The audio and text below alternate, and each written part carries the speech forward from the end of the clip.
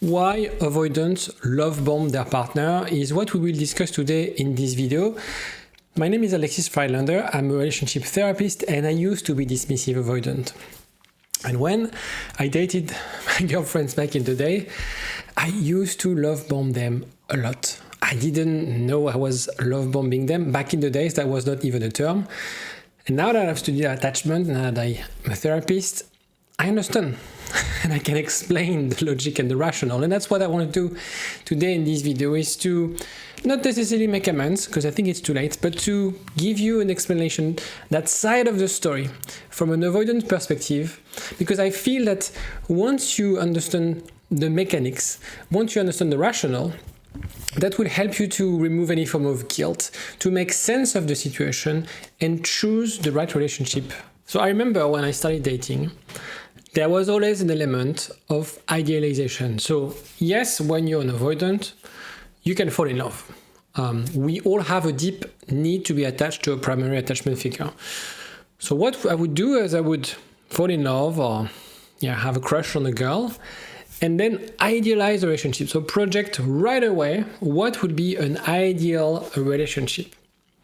But because I had unhealed trauma and insecurities, I didn't realize at that time that I was also scared of closeness, that I was also scared of commitment and intimacy. And so very early in relationships, I would do the maximum to secure this partner, to secure this girlfriend, to be seen as the perfect boyfriend, right? Very often, I will go all in.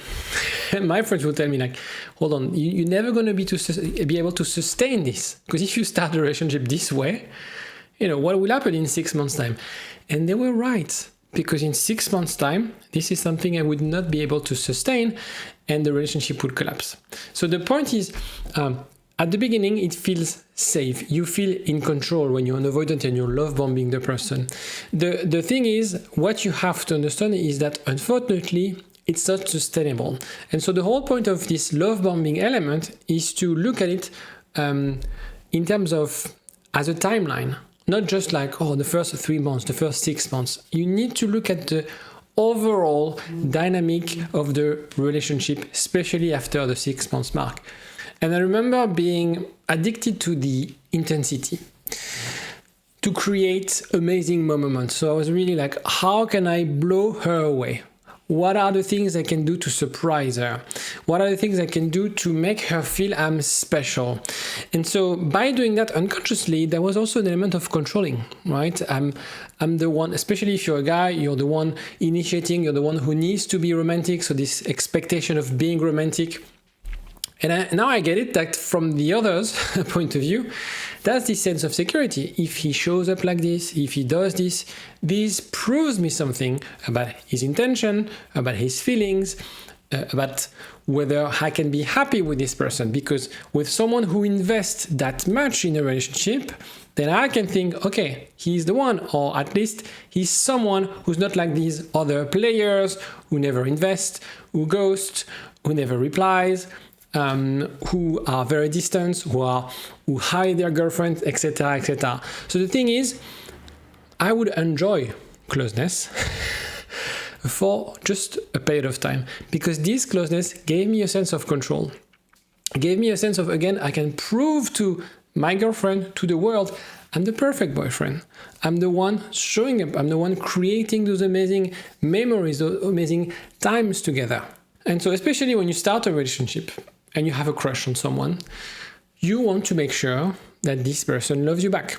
So when you're not very confident about yourself, you will actually love bomb your partner.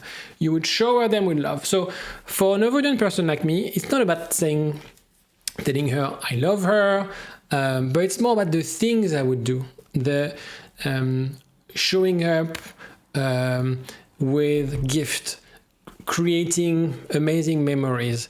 Again, going all in, thinking like this is amazing. And if I was her, I would be blown away. And so by doing that, and it's perceived as high investment, it's one way not to be intimate. Because when you do those things, it remains superficial. When you, you show up at her workplace with flowers once she's done with work, there's no point of, it's not about discussing discussing intimacy, being vulnerable. It's just about like, I bought this, it's transactional, I'm sort of earning your feelings. I'm making sure that you fall in love with me because I'm investing this way. And very often those love bombing elements, especially for me, you can buy it. It doesn't have to be an effort. Maybe you, especially at the beginning of a relationship, you're very focused on what can I do to please her, to make her feel special. And you can do that and engineer that by buying stuff, by surprising, right? And again, that's not about commitment. It's not about, again, developing intimacy. It's about a way to get hold of that person, impress that person. And so the thing is, when you have this high affection that I mentioned here on the slide, it's in a way, it's a strategy, and it's very unconscious. Now I realize that, not to deal with the important things. Not to deal with the things that make us different, not to deal with things that would create potential tension in a relationship, not to deal about the future or where we would be in 6 months' time, of whether we should meet our parents, etc., etc. So again, this idea and the drive is to impress, is to secure the relationship very early on, to overdo it in order to make sure that, okay, now she's in love with me, we are together, I control somehow the relationship. The problem is, once this attachment forms and you have an avoidant attachment style, this is where you start to be scared. This is where you have a doubt of, how can I sustain this? I don't feel the thrill anymore. I'm not excited anymore by that.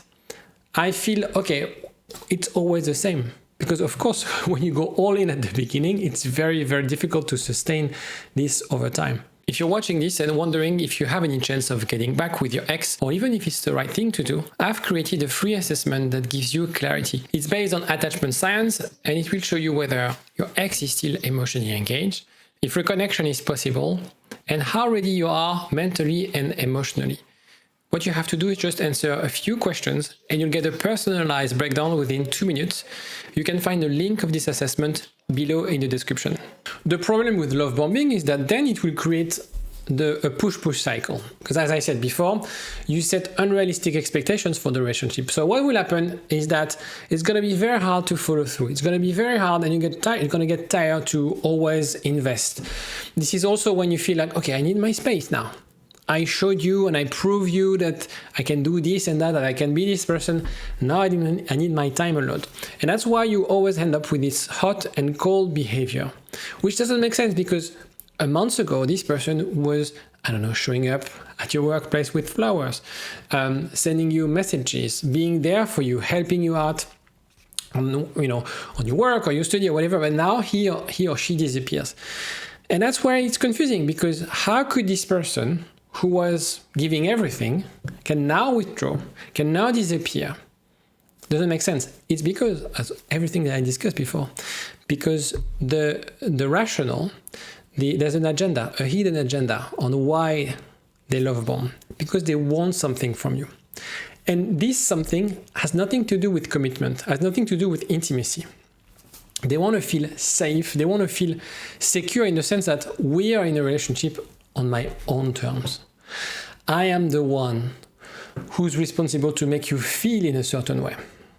And if you ask me in return, if you need something from me, I'm going to freak out.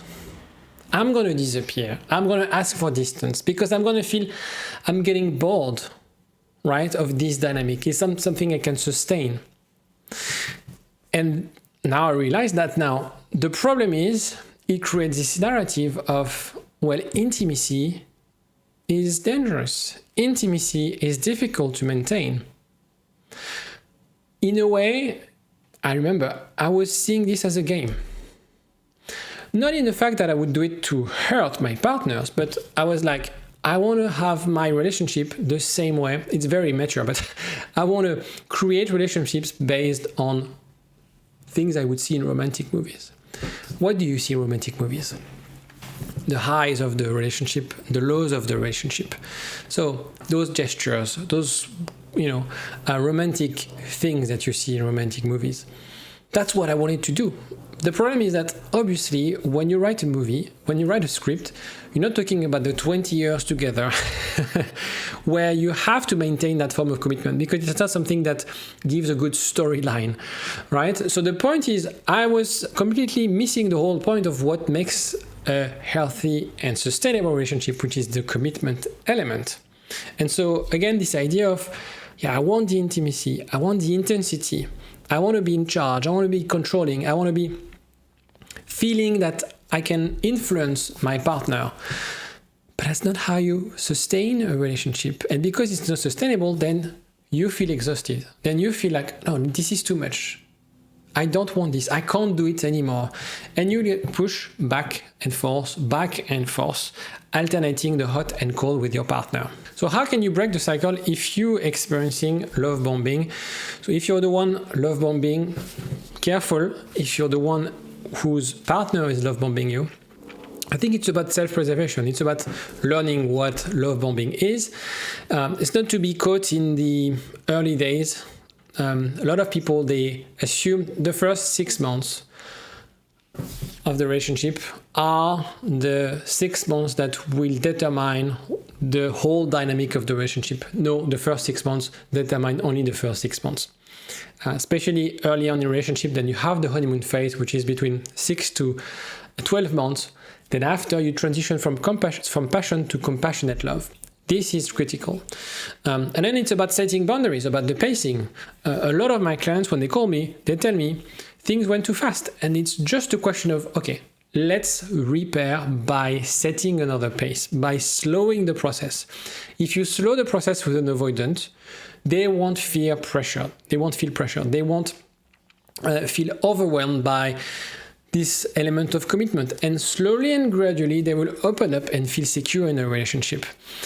Also, another element, I was not so much the kind of partner who would tell you, I love you every time I would see you, but a lot of people would use words because it's very easy. So I was saying my thing was to buy things. But again, by sending a I love you, doesn't cost much. There's an element of control. You know it will have an effect on your partner, but that doesn't mean anything. If this person is not treating you the way you expect, if this person is not listening, is not meeting your needs, is not paying attention to what you need, making sure that you feel respected. So the point is assessing the actions, not the word. I say that all the time, but a lot of people, when they have feelings for someone, they forget about this. And then it's about giving space. So if you're dealing with someone avoidant, it's important to, again, if they love bomb you, if they make a huge move towards you, that doesn't mean that you need to escalate.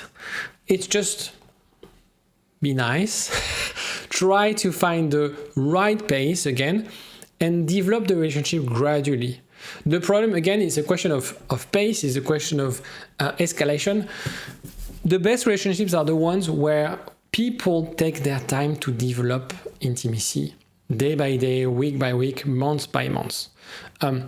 Steady approach works way better than if you accelerate and want to rush things, want to be as quickly as possible the perfect couple, And the problem is that when you are working towards being that perfect couple, the first instance where there's a bit of tension, there's disagreement, then things will fall apart. Because it's going to be so far from what you've built, from this ideal relationship, the romantic relationship, this movie type of romantic relationship that you are trying to project, that you're trying to build, that has no foundation. If you have any other questions on love bombing and want me to help you in your situation, let me know in the comment section and I'll answer all your questions.